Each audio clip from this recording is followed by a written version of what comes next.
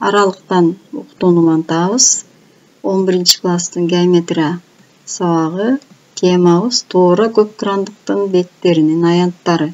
Силер менен математика мугалими Дамир эже. Бүгүнкү сабакта туура көпкырандыктардын толук бетинин аянтын аныктоону билесиңер. Туура көпкырандыктын айрым учурларынын беттеринин аянттарын табууга маселе чыгарасыңар. Туура көпкырандыктын толук бетинин аянты анын грандарынын аянттарынын суммасына барабар. Туура көпкырандыктардын 5 түрү бар экенин билебиз. Алардын ар биринин грандары өз ара барабар болушат.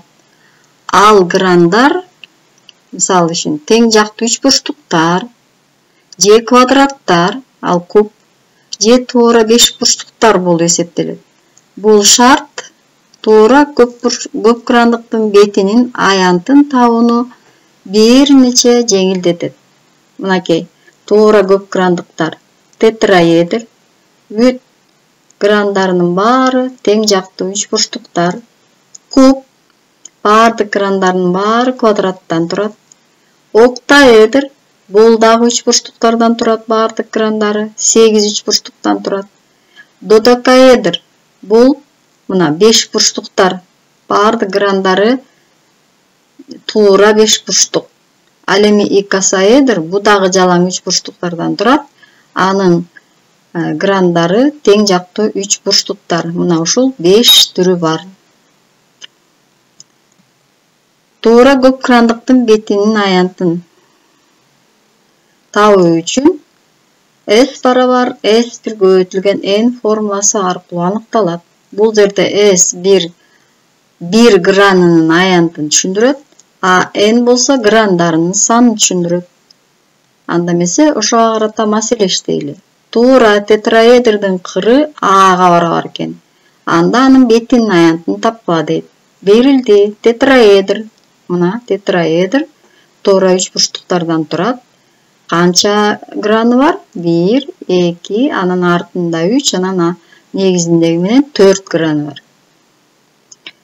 Бул болсо бардык жактары тең жактуу 3 бурчтук дегенди түшүндүрүп атат. А деп берилген кыры. Табуу керек тетраэдрдин аянтын, бетинин аянтын табуу керек. Биз билебиз, тең жактуу 3 бурчтуктун аянтын эсептөөнүн формуласы S барабар 4төн тамыр астында 3 көбөйтүлгөн А квадратка. Мына ушул формуланы эле төмөнкү формуланын ордуна коебуз. Бул 1 грандын аянтын табуунун формуласы. Мына ушул жерге 1 грандыкын S1 nге көбөйтүп коебуз. Мунун 4 граны бар. 4кө көбөйтүп койсок 4 менен 4 кыскарат дагы. Жообу квадраттык тамыр астында 3 көбөйтүлгөн А квадратка барабар экен. Мына ушинтип биз маселени чыгарып койдук. Дагы бир маселени карайлы. Туура икосаэдрдин бетинин аянтын таап көрөлү.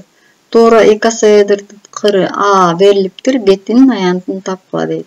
Мына икосаэдр берилди. Бул икосаэдрдин грандарынын саны канча эле? Эстейбиз, икосаэдрдин грандарынын саны канча? Аянтын табыш керек экен. Мына тең жактуу бурчтуктун аянтын эсептөөнүн формуласын билебиз. Эстедиңерби?